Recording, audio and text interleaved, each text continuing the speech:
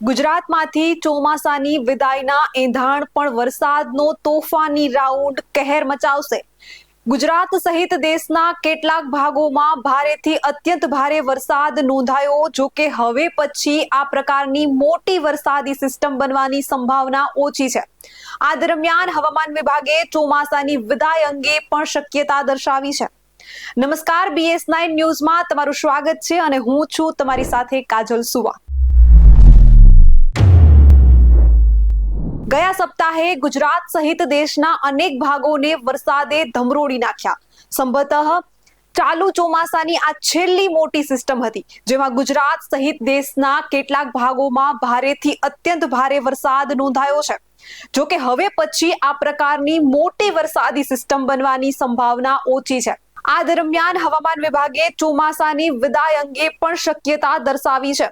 તો આજે આપણે ચોમાસાની વિદાય અને આ સપ્તાહ ગુજરાતમાં ક્યાં ક્યાં ભારે વરસાદની વકી છે તે અંગે હવામાન વિભાગની આગાહી જોઈએ. હવામાન વિભાગ તથા વિવિધ વેધર મોડલના અનુમાન પ્રમાણે 3 દિવસ બાદ ગુજરાતમાં ફરી મેઘરાજા પધરામણી કરશે.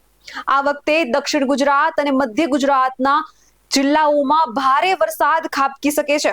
અનુમાન પ્રમાણે બંગાળની ખાડીમાં એક હળવું લો પ્રેશર સર્જાઈ શકે છે, જે ઉત્તર પશ્ચિમ દિશામાં ગતિ કરશે. આંધ્રપ્રદેશ થઈને આ સિસ્ટમ મહારાષ્ટ્ર પહોંચશે, જેની અસર ગુજરાતના જિલ્લાઓમાં પણ જોવા મળી શકે છે. હવામાન વિભાગના અનુમાન પ્રમાણે આ સિસ્ટમના કારણે 14 થી 16 સપ્ટેમ્બર દરમિયાન રાજ્યના દક્ષિણ ગુજરાત, વલસાડ, નવસારી, સુરત, તાપી, ડાંગ, જ્યારે મધ્ય ગુજરાતમાં નર્મદા તથા છોટાઉદેપુરમાં વરસાદ થવાની સંભાવના છે. જો કે વિવિધ વેધર મોડલ પ્રમાણે આ લો પ્રેશર ઉપરાંત રાજસ્થાન, મધ્યપ્રદેશ આસપાસ એક અપર એર સાયક્લોનિક સર્ક્યુલેશન સક્રિય થઈ શકે છે, જેના કારણે રાજ્યમાં વરસાદની તીવ્રતામાં વધારો જોવા મળી શકે છે. 18 સપ્ટેમ્બર સુધીમાં દક્ષિણ ગુજરાતમાં વલસાડથી મધ્ય ગુજરાતના વડોદરા, છોટાઉદેપુર સુધી વરસાદી માહોલ જોવા મળી શકે છે. જો કે બંગાળની ખાડીમાં એક વખત આ સિસ્ટમ બની ગયા બાદ તેની તીવ્રતા અને ખરી દિશા કેવા પ્રકારની રહેશે એના પર બધો આધાર રહેલો છે. જો આ સિસ્ટમ મજબૂત રહે અને ઉત્તર પશ્ચિમ દિશામાં જ ગતિ કરશે તો સૌરાષ્ટ્રના દરિયાકાંઠાના વિસ્તારોને પણ વરસાદનો લાભ મળી શકે છે. જો કે હાલના અનુમાન પ્રમાણે મહારાષ્ટ્ર પહોંચીને આ સિસ્ટમ નબળી પડી શકે છે. હવામાન નિષ્ણાતોના અનુમાન પ્રમાણે નવરાત્રી આસપાસ પણ બંગાળની ખાડી સક્રિય રહેવાના એંધાણ હાલ દેખાઈ રહ્યા છે. પરિણામે ગુજરાતમાં વરસાદની સંભાવના જોવા મળી રહી છે. નવરાત્રીમાં ગરબે રમવા અને રમઝટ બોલાવવા પાસની વ્યવસ્થા કરવી કે નહીં એ મુદ્દે ઘણા ખેલૈયાઓ અસમંજસમાં છે.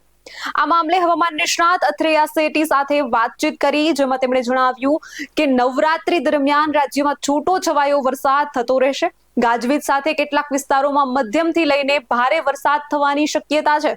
ખાસ કરીને દક્ષિણ ગુજરાત, મધ્ય ગુજરાત, પૂર્વ વિસ્તાર અને સૌરાષ્ટ્રમાં વરસાદની સંભાવના છે. જોકે અથ્રેયાએ સ્પષ્ટ કર્યું છે કે આ વરસાદ તાજેતરના સપ્તાહમાં પડેલા વરસાદ જેટલો તીવ્ર નહીં હોય, પરંતુ નવરાત્રી ગ્રાઉન્ડમાં પડેલો વરસાદ ખેલૈયાઓની મજા બગાડી શકે છે. સામાન્ય રીતે 15 સપ્ટેમ્બર આસપાસથી ચોમાસાની વિદાયની ઘડીઓ ગણાતી હોય છે, પરંતુ આ વખતે ચોમાસું જે છે તે લાંબુ ચાલે તેવું એક અનુમાન છે. હવામાન વિભાગે પણ અગાઉ એવી સંભાવના વ્યક્ત કરી ચૂક્યા છે કે આ વખતે ચોમાસાની વિદાયમાં વિલંબ થઈ શકે છે. જી હા, ચોમાસાની વિદાય આ વખતે મોડી થાય તેવું હવામાન વિભાગ પણ જણાવી રહ્યું છે. હાલની સ્થિતિને જોતા કંઈક એવું જ ચિત્ર જોવા મળી રહ્યું છે. વાત કરીએ સમગ્ર ભારતની, તો હવામાન વિભાગના અનુમાન પ્રમાણે ચાલુ સપ્તાહના અંત સુધીમાં દેશમાં ચોમાસાની વિદાય માટે સ્થિતિઓ અનુકૂળ બની શકે છે. એટલે કે 17મી સપ્ટેમ્બર સુધીમાં ચોમાસાની વિદાય માટેના પરિબળો સક્રિય થઈ શકે છે. હવામાન વિભાગે આગામી 2 સપ્તાહ માટેના પોતાના પૂર્વાનુમાનમાં જણાવ્યું છે કે 11 થી 17 સપ્ટેમ્બર સુધીના સપ્તાહના અંત સુધીમાં ઉત્તર પશ્ચિમ ભારતના કેટલાક ભાગોમાંથી ચોમાસાની વિદાય માટે અનુકૂળ સ્થિતિનું અનુમાન છે.